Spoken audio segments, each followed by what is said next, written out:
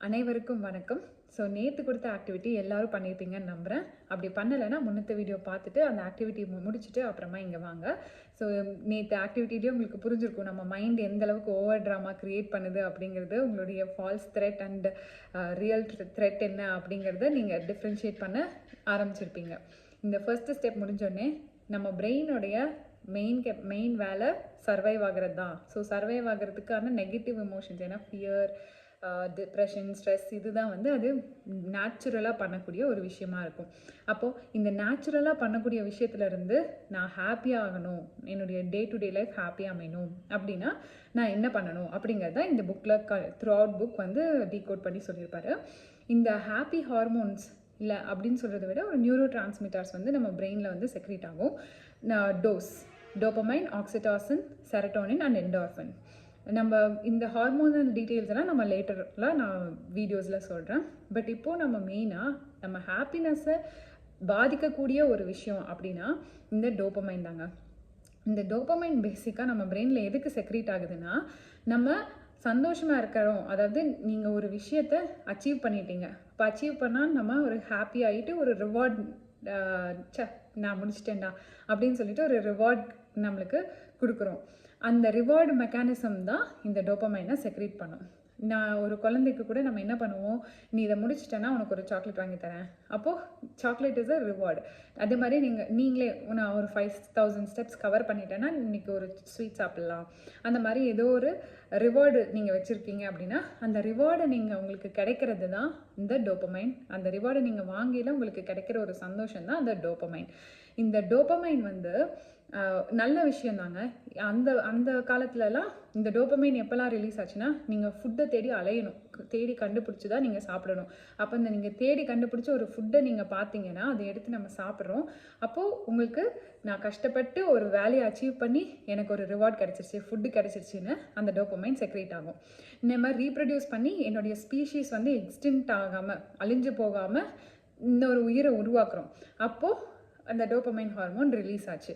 ஒரு எக்ஸசைஸ் பண்ணிங்கனாலோ எது பண்ணிங்கனாலோ அந்த டோபமைன் ஹார்மோன் வந்து அந்த எண்ட் ஆஃப் த ஆக்டிவிட்டி வந்து உங்களுக்கு ஒரு ரிவார்டு மாதிரி, இதை நான் முடிச்சிட்டேன்டா அப்படின்னு ஒரு கிக்கை கொடுக்கும்.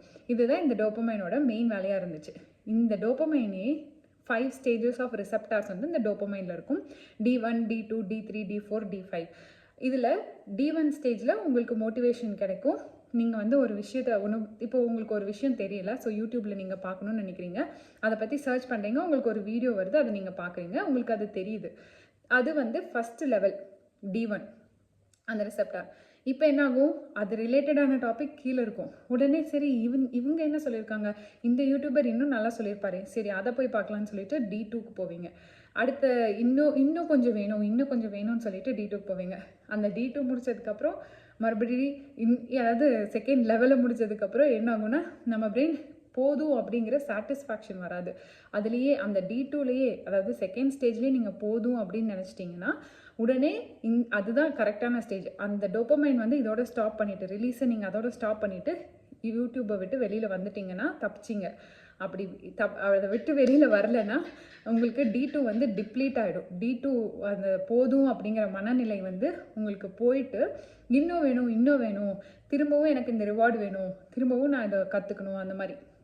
இந்த பேசிக்காக இந்த வீடியோ பார்த்துட்டீங்க, நீங்கள் கற்றுக்கிட்டீங்க, அது ஒரு ரிவார்டு, டோபமைன் ரிலீஸ் ஆகுது D1.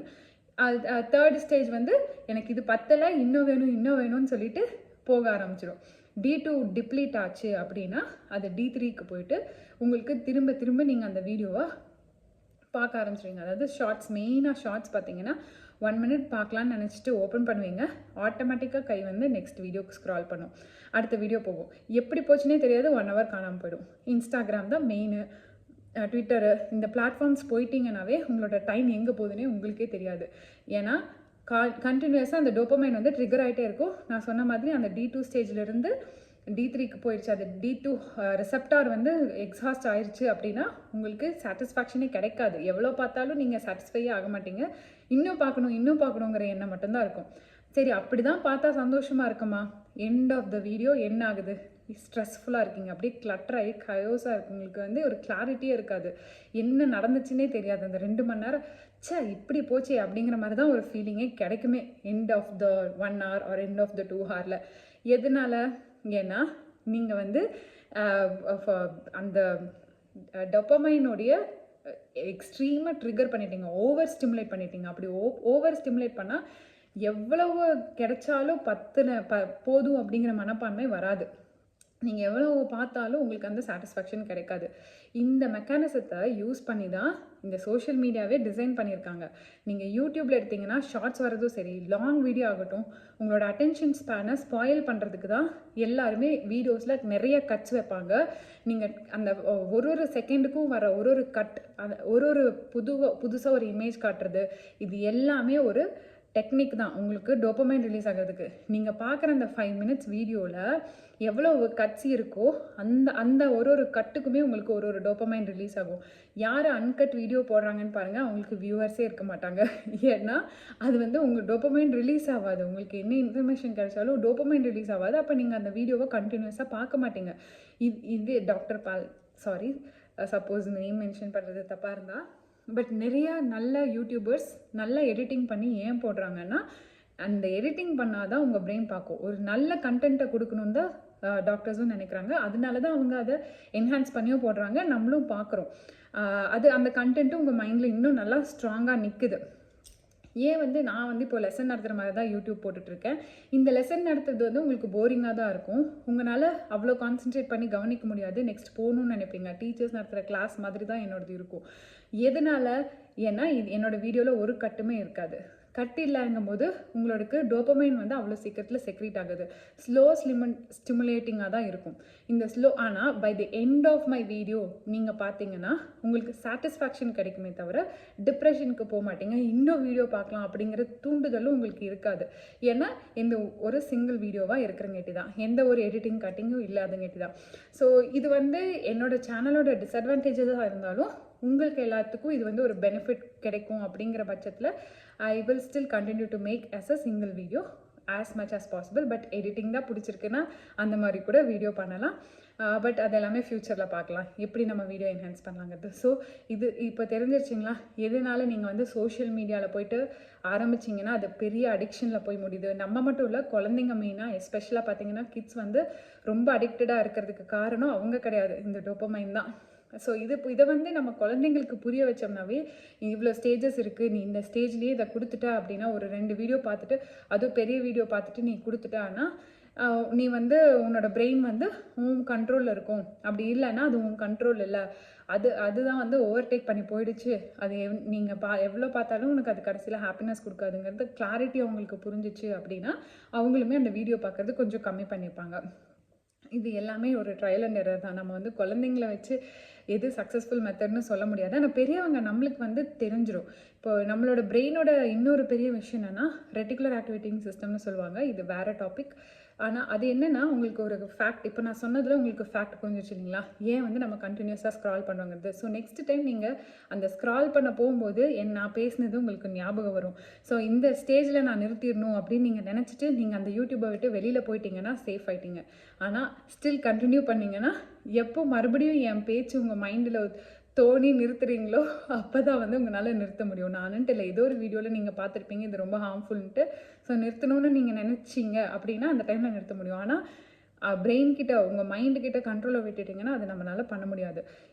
இந்த அளவுக்கு இந்த டோபமைனோட இம்பேக்டை ஸ்டடி பண்ணதில் பார்த்தீங்கன்னா ஒருத்தர் வந்து 48 hours கண்டினியூஸாக வீடியோ கேம் விளாண்டுருக்காரு. தூங்காமல், சாப்பிடாமல், தண்ணி குடிக்காமல், ரொம்ப மினிமலான ஃபுட் அண்ட் வாட்டரில் தூங்காமல் 48 hours விளையாடி அவர் இறந்தே போயிட்டார். பெரிய வயசில் இல்லைங்க, 28 years தான். எதனால? அந்த டோபமைன் ஹார்மோன் ரிலீஸ் ஆக பத்தில் அடுத்த ஸ்டேஜ் போன்னு சொல்லிட்டு வீடியோ கேம் அவ்வளோ கண்டினியூஸாக விளையாடிருக்காரு. இன்னொரு ஸ்டடியில் என்ன பண்ணியிருக்காங்க, இந்த டோபமைன் வந்து இட்ஸ் அ ப்ளஷர் சென்டர். நீங்கள் வந்து உங்களுக்கு ஒரு ப்ளஷர் கிடைக்கிறது அப்படின்னா அது வந்து இந்த டோபமைனால தான். இந்த ப்ளஷர் சென்டரை மட்டும் இப்போ நீங்கள் சாப்பாடு சாப்பிட்றீங்க, சாப்பிட்டோன்னே அந்த ப்ளஷர் சென்டர் வந்து ட்ரிகர் ஆகும். வா சூப்பரான சாப்பாடு, மறுபடியும் சாப்பிடுன்னு நம்மளுக்கு சொல்லும். ஒரு சில பக்கம் பார்த்தீங்கன்னா ஃபுட்டுலேயே நீங்கள் வந்து இந்த கடையில் பப்ஸ் நல்லாயிருக்கும், சரி அங்கே போய் சாப்பிட்லான்னு சொல்லி நம்ம யோசிப்போம். ஏன்னா அந்த டோபமைன் வந்து அந்த ப்ளஷர் சென்டர் அந்த சாப்பிட்டோன்னா அந்த ப்ளஷர் சென்டர் வந்து நம்மளுக்கு ட்ரிகர் ஆகிருக்கும். ஸோ அதை திரும்ப திரும்ப அந்த சாப்பிட்லாம், அந்த இடத்துக்கு போய் மறுபடியும் அதை ரிப்பீட் பண்ணலாம் அப்படிங்கிறது வந்து நம்மளுக்கு ஆட்டோமேட்டிக்காக தோண வைக்கும் அந்த ப்ளஷர் சென்டர். அதுதான் அதோட வேலையே. டோபமைனோட வேலையே திரும்ப திரும்ப நான் அதை பண்ணணும், அதுதான் அதோட வேலையே. திரும்பவும் இது ரொம்ப முக்கியமான விஷயம். இது சாப்பிட்டேன்னா உனக்கு ஒரு சந்தோஷம் கிடைக்கும், அப்போ நீ வந்து இதை திரும்பி பண்ணு அப்படின்னு மோட்டிவேட் பண்ணுற வேலை தான் இந்த டோபமைனோடது. ஸோ இந்த மாதிரி தான் அந்த டோபமைன் பிஹேவ் பண்ணும்.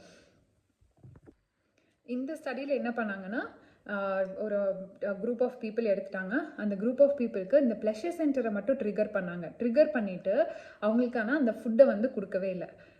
ஆனால் இந்த பீப்புள் என்ன பண்ணுறாங்கன்னா, அந்த ப்ளஷர் சென்டரை மட்டும் இப்போ ஒரு பட்டன் இருக்குன்னு வச்சுக்கோங்க. எனக்கு எப்படி நடத்துகிறாங்கன்னு தெரியல, பட் நான் இமேஜின் பண்ணது என்னென்னா, ஒரு பட்டன் இருக்குது, அதை கிளிக் பண்ணாங்கன்னா அவங்களுக்கு அந்த ப்ளஷர் சென்டர் ஆக்டிவேட் ஆகுதுன்னா, இவங்களுக்கு ஆக்சுவலாக பசிக்குது. ஆனால் இவங்க சாப்பிடாம அந்த பட்டனை கிளிக் பண்ணி சாப்பிட்டதுக்கப்புறம் கிடைக்கிற சந்தோஷத்தை மட்டும் ட்ரிகர் பண்ணிக்கிறாங்க. இந்த மாதிரி ஒரு 1 ஹவரில் 40 டைம்ஸ் இந்த ப்ளஷர் சென்டரை ட்ரிகர் பண்ணிக்கிறாங்களே தவிர சாப்பாடு எடுத்து சாப்பிட மாட்டுறாங்க.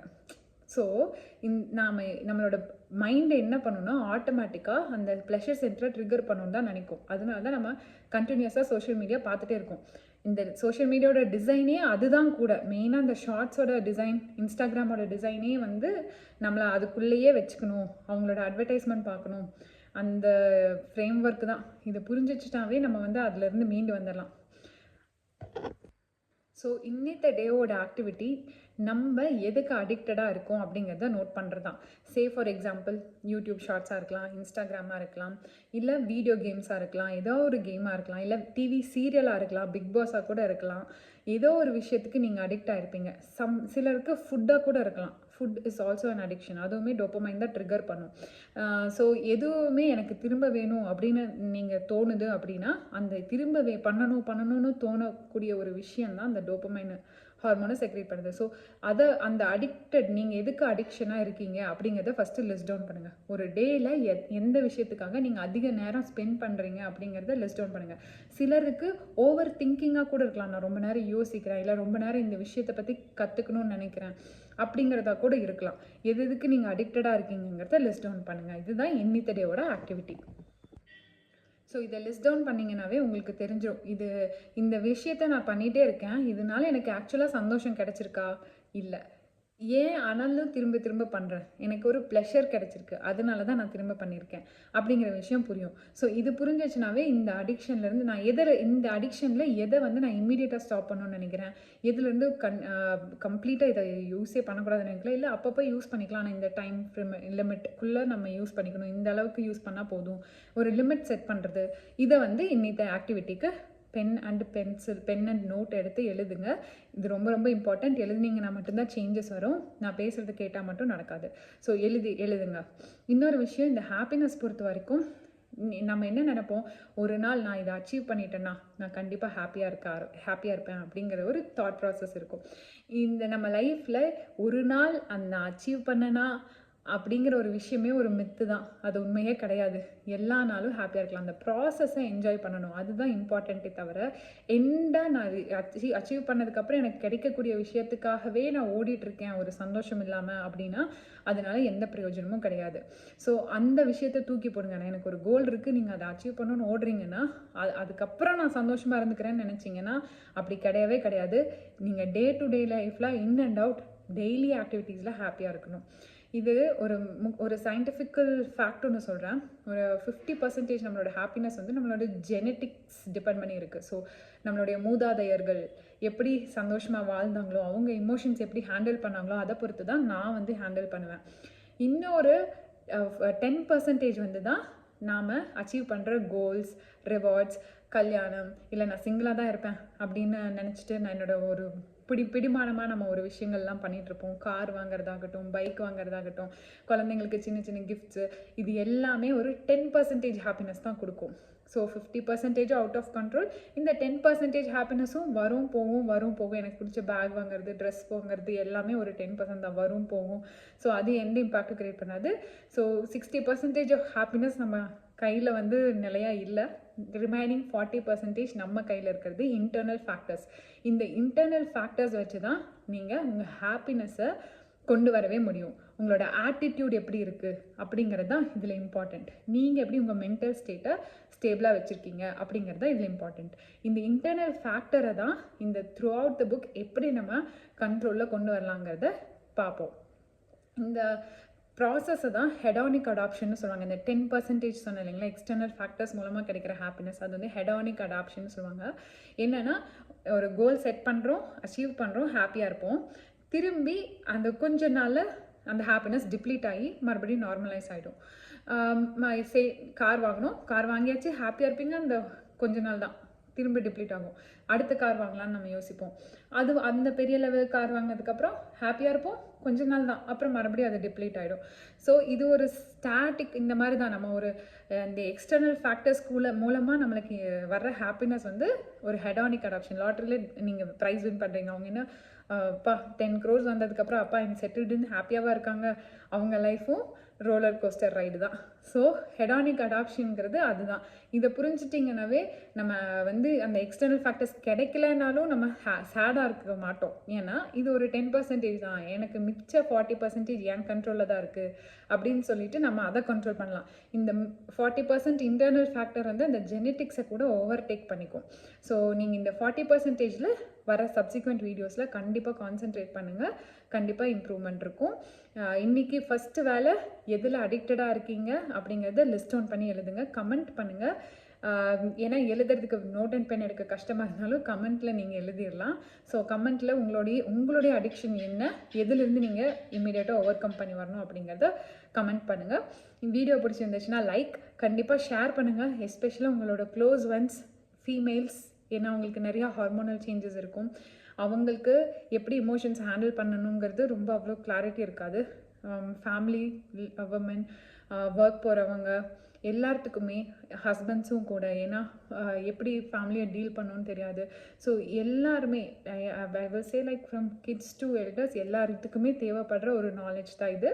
ஸோ கண்டிப்பாக எல்லாத்துக்குமே, உங்களுக்கு நெருக்கமான எல்லாத்துக்குமே வீடியோ ஷேர் பண்ணுங்கள் கண்டிப்பாக.